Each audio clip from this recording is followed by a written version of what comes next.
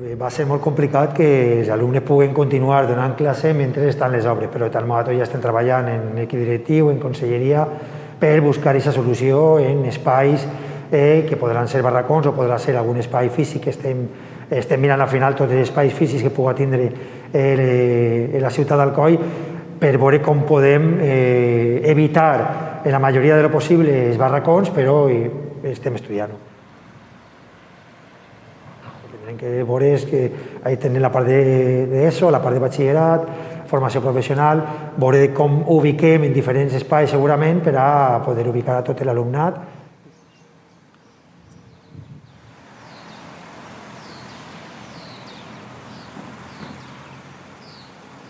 Estem plantejant-se el poder iniciar les obres en un període comprès entre començament de l'estiu i començament de curs. Seria l'ideal, però a mi sí que m'agrada sempre deixar molt clar que no podem determinar una data, perquè els processos de licitació es carrega el diable moltes voltes i més quan són processos de tanta quantia econòmica. L'ideal seria poder començar en juliol, aprofitant ja el primer estiu per a poder començar, però tindrem que estar supeditats al que passa en la licitació.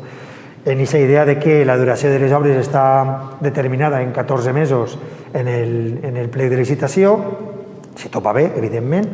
i per tant sí que seria ideal poder començar en l'estiu per a que aquests 14 mesos només albergara un curs. Es va valorar que aquesta reforma estava en 4 milions d'euros, després quan hem anat sintetitzant en el projecte i també escoltant les demandes de l'equip directiu i del professorat de l'Andreu Sempere, també és veritat que volien aules diferents, no les aules a l'ús, perquè tenen projecte educatiu prou innovador, en aules ADA, etc., que són aules molt més grans de les habituals, evidentment, quan hem entrat en el detall,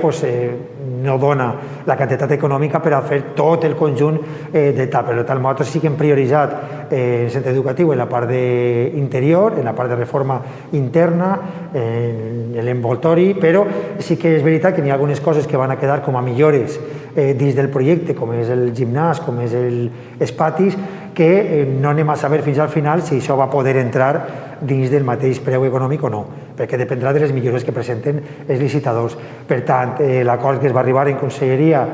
vam estar parlant en el director d'infraestructures de conselleria, és que no passa res, que anem a actuar en aquesta primera part de l'edificant i que tot allò que quede fora d'aquesta primera fase d'edificant, automàticament, en seguida que acabem, actuaríem en un edificant 2.